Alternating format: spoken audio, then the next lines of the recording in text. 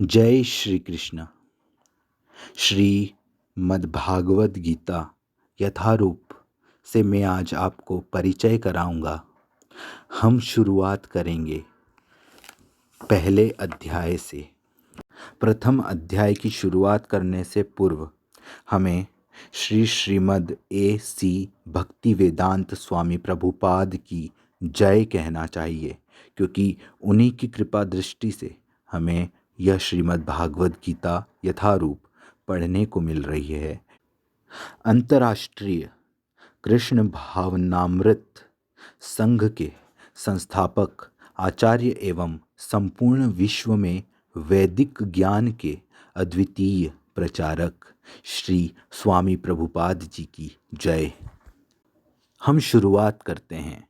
अध्याय 1। प्रथम श्लोक। धृतराष्ट्र उवाच धर्मक्षेत्रे कुरुक्षेत्रे समवेता युयुत्सवः मामकाः पांडवाश्चैव किम कुर्वत संजय। धृतराष्ट्र ने कहा, है संजय, धर्मभूमि कुरुक्षेत्र में युद्ध की इच्छा से एकत्र हुए मेरे तथा पांडु के पुत्रों ने क्या किया। तात्पर्य हम बताते हैं यहाँ पर। श्रीमद् भागवत गीता एक बहुपठित आस्तिक विज्ञान है जो गीता महात्म्य में सार रूप में दिया हुआ है। इसमें यह उल्लेख है कि मनुष्य को चाहिए कि वह श्री कृष्ण के भक्त की सहायता से संवीक्षण करते हुए श्रीमद् भागवत गीता का अध्ययन करे और स्वार्थ प्रेरित व्याख्याओं के बिना उसे समझने का प्रयास करे। अर्जुन ने जिस प्रकार से साक्षात श्री भगवान कृष्ण से गीता सुनी और उसका उपदेश ग्रहण किया, इस प्रकार की स्पष्ट अनुभूति का उदाहरण श्रीमद् भागवत गीता में ही है। यदि उसी गुरु परंपरा से निजी स्वार्थ से प्रेरित हुए बिना किसी को श्रीमद् भागवत गीता समझने का सौभाग्य प्राप्त हो, तो वह समस्त वैदिक ज्ञान तथा विश्व के समस्त शास्त्रों के अध्ययन को पीछे छोड़ देता है। पाठक को यहाँ पर श्रीमद् भागवत गीता में न केवल अन्य शास्त्रों की सारी बातें मिलेंगी, अपितु ऐसी बातें भी मिलेंगी जो अन्यत्र कहीं उपलब्ध नहीं हैं। यही गीता का विशिष्ट मानदंड है। स्वयं भगवान श्री कृष्ण द्वारा साक्षात उच्चरित होने के कारण यह पूर्ण आस्तिक विज्ञान है। महाभारत में वर्णित धृतराष्ट्र तथा संजय की वार्ताएं इस महान दर्शन के मूल सिद्धांत का कार्य करती हैं। माना जाता है कि इस दर्शन की प्रस्तुति कुरुक्षेत्र के युद्ध स्थल में हुई, जो वैदिक युग से पवित्र तीर्थ स्थल रहा है। इसका प्रवचन भगवान द्वारा मानव जाति के पथ प्रदर्शन हेतु तब किया गया जब वे इस लोक में स्वयं उपस्थित थे। धर्म क्षेत्र शब्द सार्थक है, क्योंकि कुरुक्षेत्र के युद्ध स्थल में अर्जुन के पक्ष में श्री भगवान स्वयं उपस्थित थे। कौरवों का पिता धृतराष्ट्र अपने पुत्रों की विजय की संभावना के विषय में अत्यधिक संदिग्ध था। अतः इसी संदेह के कारण उसने अपने सचिव से पूछा कि उन्होंने क्या किया। वह आश्वस्त था कि उसके पुत्र तथा उसके छोटे भाई पांडु के पुत्र कुरुक्षेत्र की युद्ध भूमि में निर्णयात्मक संग्राम के लिए एकत्र हुए हैं।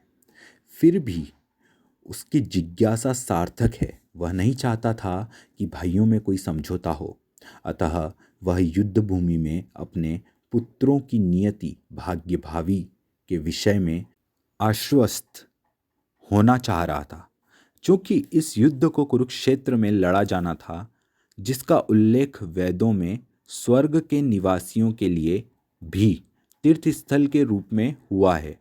अतः धृतराष्ट्र अत्यंत भयभीत था कि इस पवित्र स्थल का युद्ध के परिणाम पर न जाने कैसा प्रभाव पड़े। उसे भली भांति ज्ञात था कि इसका प्रभाव अर्जुन तथा पांडु के अन्य पुत्रों पर अत्यंत अनुकूल पड़ेगा, क्योंकि स्वभाव से वे सभी पुण्यात्मा थे संजय श्री व्यास का शिष्य था, अतः उनकी कृपा से संजय धृतराष्ट्र के कक्ष में बैठे बैठे कुरुक्षेत्र के युद्धस्थल का दर्शन कर सकता था। इसलिए धृतराष्ट्र ने उससे युद्धस्थल की स्थिति के विषय में पूछा। पांडव तथा धृतराष्ट्र के पुत्र दोनों ही एक वंश से संबंधित है, किंतु यहाँ पर धृतराष्ट्र के वाक्य से उसके मनोभाव प्रकट होते हैं। उसने जानबूझकर अपने पुत्रों को कुरु कहा और पांडु के पुत्रों को वंश के उत्तराधिकार से विलग कर दिया।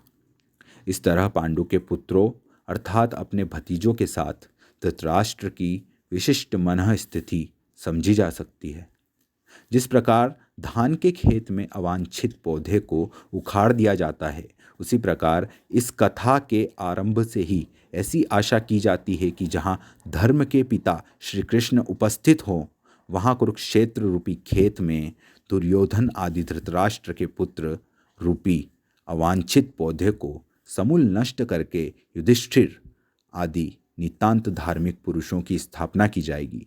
यहाँ धर्मक्षेत्रे तथा कुरुक्षेत्रे शब्दों की उनकी ऐतिहासिक तथा वैदिक महत्ता के अतिरिक्त यही सार्थकता है। संजय उवाच दृष्टा तु पाण्डवानीकं व्युण्डं दुर्योधनस्तदा आचार्यमुपसगृह्य राजा वचनमब्रवीत। संजय ने कहा, हे राजन, पांडु पुत्रों द्वारा सेना की व्यूह रचना देखकर राजा दुर्योधन अपने गुरु के पास गया और उसने ये शब्द कहे। धृतराष्ट्र जन्म से अंधा था। दुर्भाग्यवश वह आध्यात्मिक दृष्टि से भी वंचित था।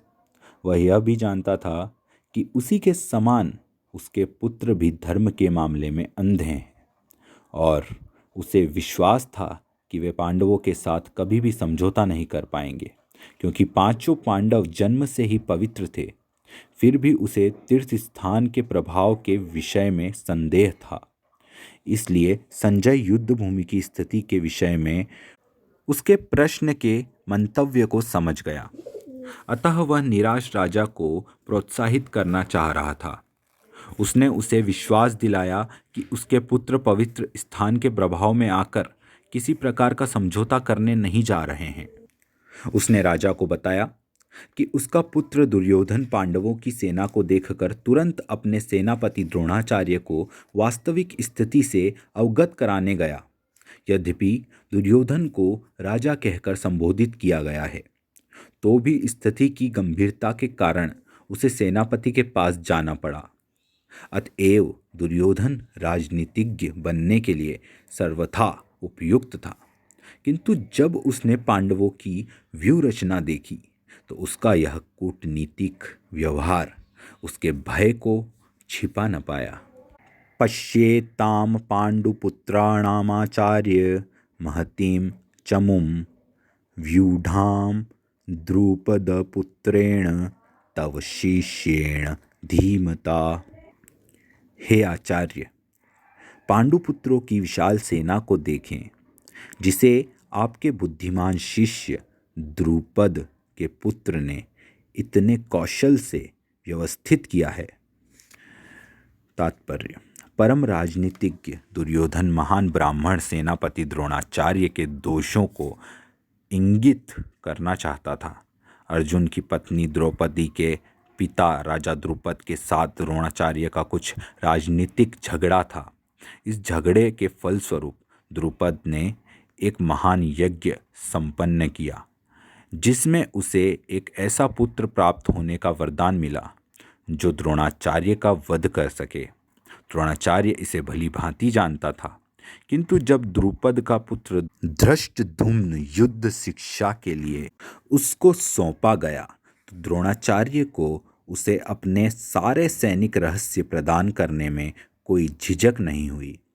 अब धृष्टद्युम्न कुरुक्षेत्र की युद्ध भूमि में पांडवों का पक्ष ले रहा था और उसने द्रोणाचार्य से जो कला सीखी थी उसी के आधार पर उसने यह व्यूह रचना की थी। दुर्योधन ने द्रोणाचार्य की इस दुर्बलता की ओर इंगित किया जिससे वह युद्ध में सजग रहें और समझौता न करें।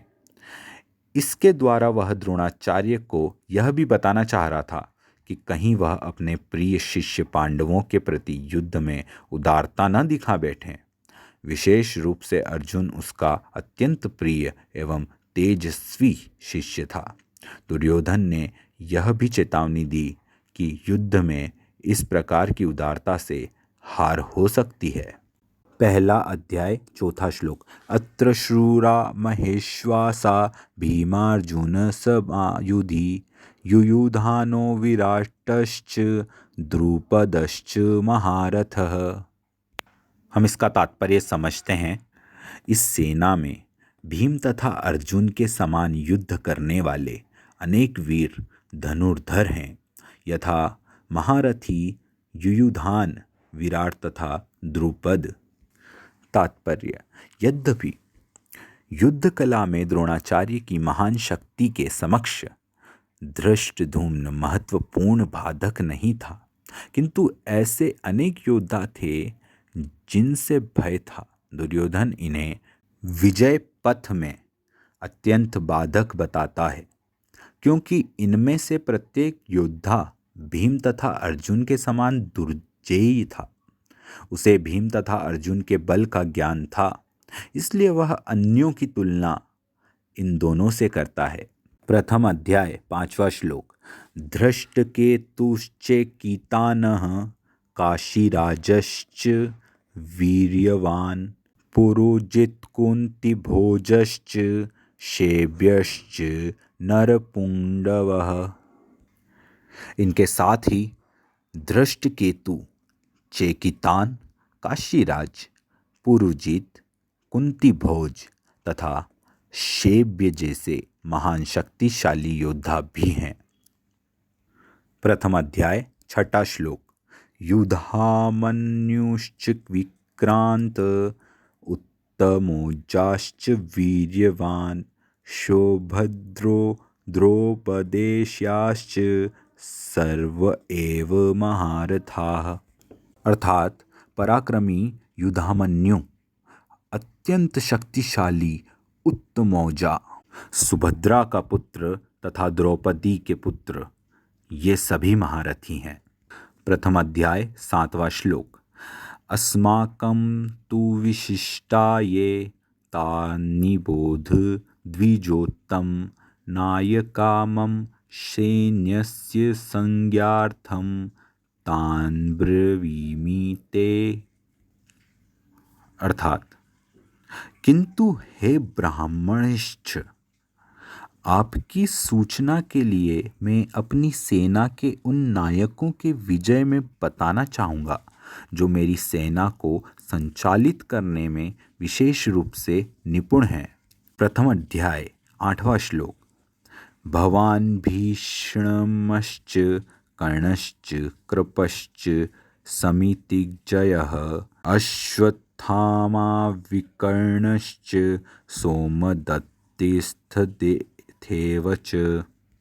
अर्थात मेरी सेना में स्वयं आप, भीष्म, कर्ण, कृपाचार्य, अश्वत्थामा, विकर्ण तथा सोमदत्त का पुत्र भूरिश्व आदि हैं, जो युद्ध में सदैव विजयी रहे हैं। तात्पर्य। दुर्योधन उन अद्वितीय युद्ध वीरों का उल्लेख करता है जो सदैव विजयी होते रहे हैं।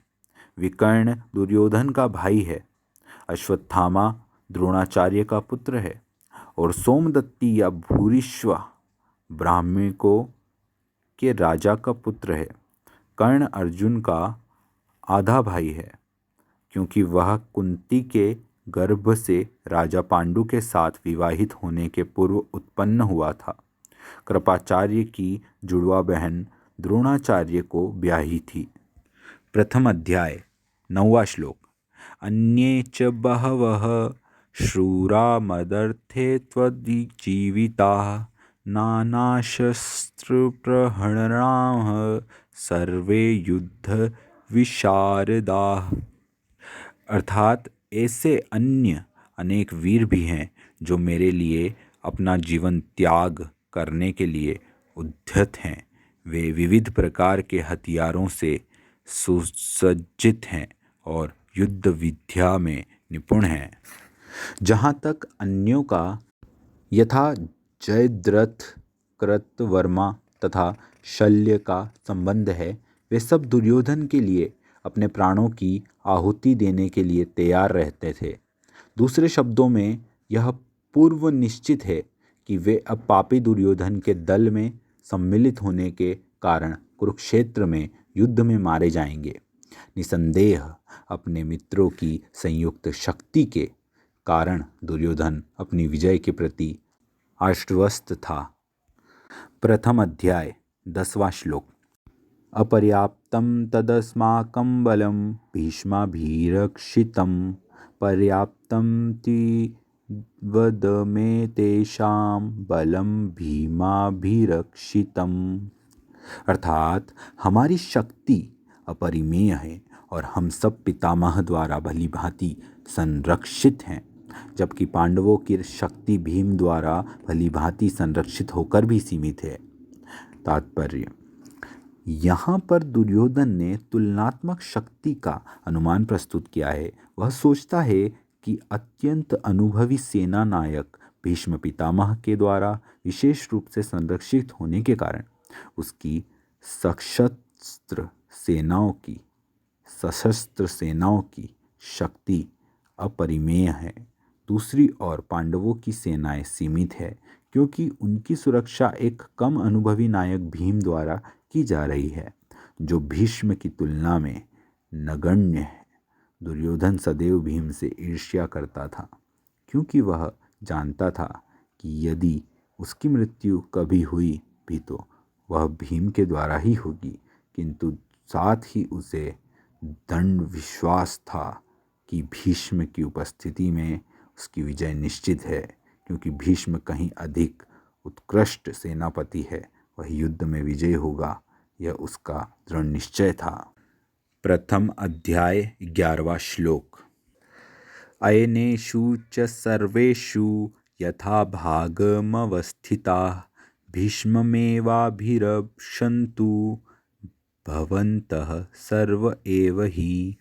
अर्थात अतएव सैन्य व्यूह में अपने अपने मोर्चों पर खड़े रहकर आप सभी भीष्म पितामह को पूरी सहायता दें।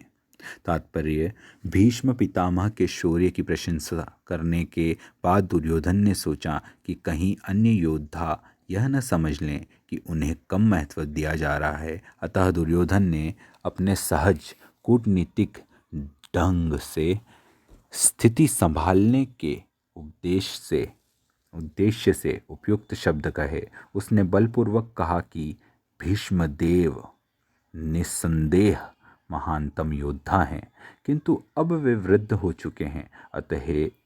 अतः प्रत्येक सैनिक को चाहिए कि चारों ओर से उनकी सुरक्षा का विशेष ध्यान रखें। हो सकता है कि वे किसी एक दिशा में युद्ध करने में लग जाएं और शत्रु इस व्यस्तता का लाभ उठा ले। अतः यह आवश्यक है कि अन्य योद्धा मोर्चों पर अपनी अपनी स्थिति पर अडिग रहें और शत्रु को व्यूह न तोड़ने दें।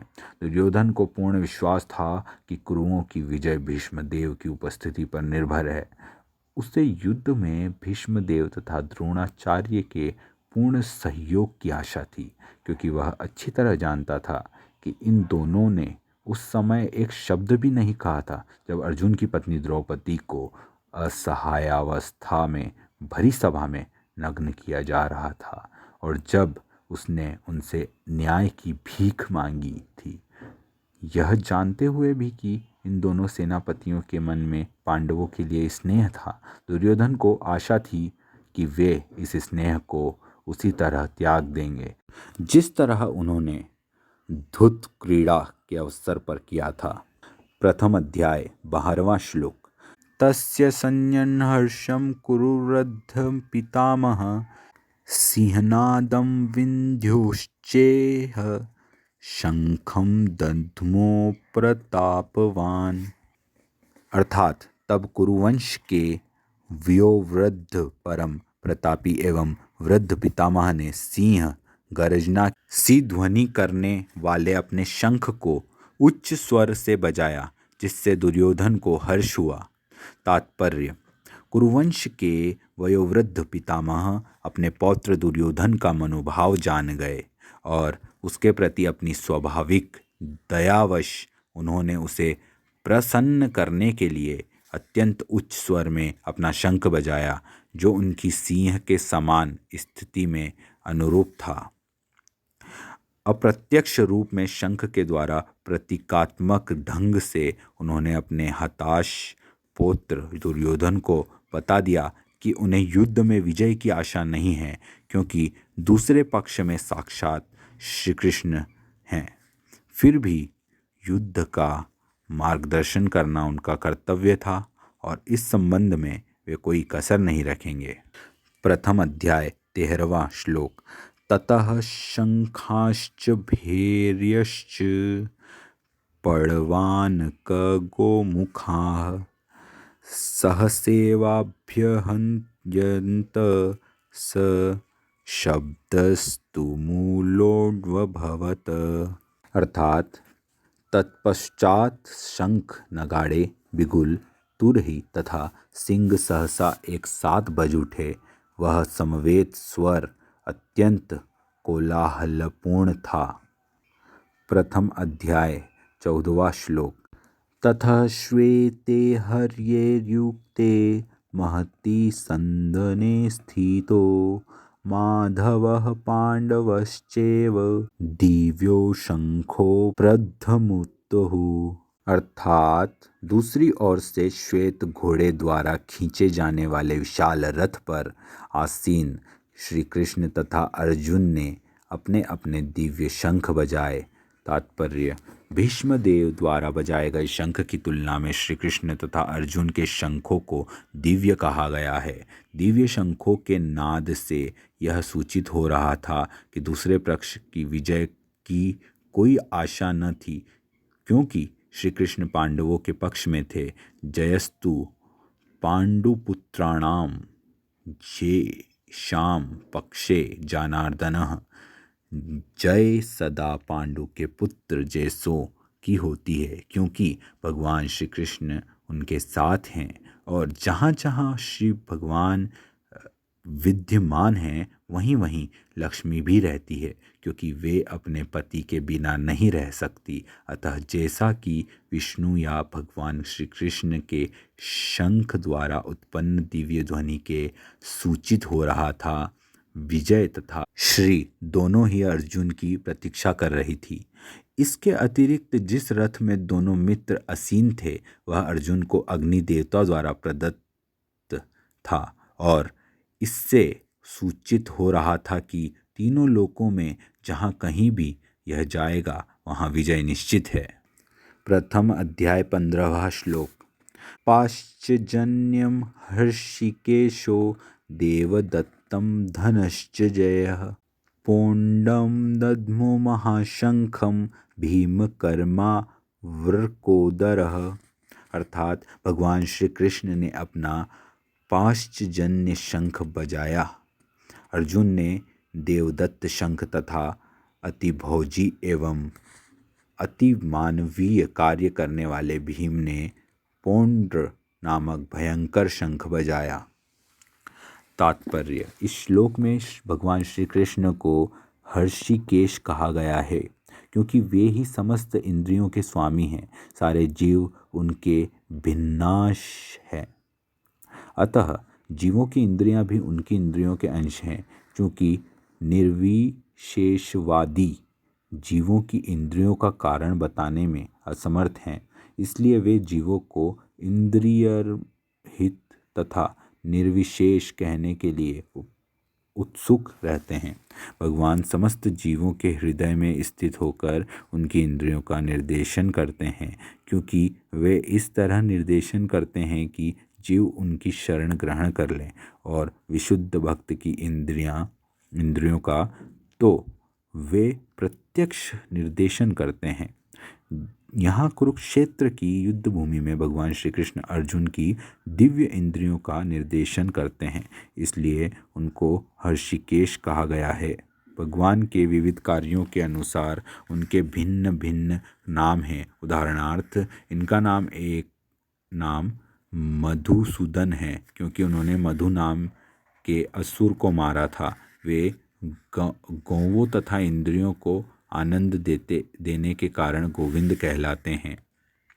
वासुदेव के पुत्र होने के कारण उनका नाम वासुदेव है। देवकी को माता रूप में स्वीकार करने के कारण इनका नाम देवकी नंदन है। वृंदावन में यशोदा के साथ बाल लीलाएं करने के कारण यशोदा नंदन नाम है। अपने मित्र अर्जुन का सारथी बनने के कारण पार्थ सारथी है। इसी प्रकार उनका एक नाम हर्षिकेश है क्योंकि उन्होंने कुरुक्षेत्र के युद्ध स्थल में अर्जुन का निर्देशन किया। इस श्लोक में अर्जुन को धनश्च कहा गया है क्योंकि जब इनके बड़े भाई को विभिन्न यज्ञ संपन्न करने के लिए धन की आवश्यकता हुई थी तो उसे प्राप्त करने में इन्होंने सहायता की थी। इसी प्रकार भीम वृकोदर कहलाते हैं क्योंकि जैसे वे अधिक खाते हैं उसी प्रकार वे अतिमानवीय कार्य करने वाले हैं, जैसे हिडिंबासुर का वध। अतः पांडवों के पक्ष में श्री कृष्ण इत्यादि विभिन्न व्यक्तियों द्वारा विशेष प्रकार के शंखों का बजाया जाना युद्ध करने वाले सैनिकों के लिए अत्यंत प्रेरणाप्रद था। विपक्ष में ऐसा कुछ न था। न तो परम निर्देशक भगवान कृष्ण थे, न ही भाग्य की देवी श्री थी। अतः युद्ध में उनकी पराजय पूर्व निश्चित थी। शंखों की ध्वनि मानो यही संदेश दे रही थी। धन्यवाद दोस्तों। इसके आगे सुनने के लिए नेक्स्ट वीडियो देखें। धन्यवाद और हमारा चैनल सब्सक्राइब करें।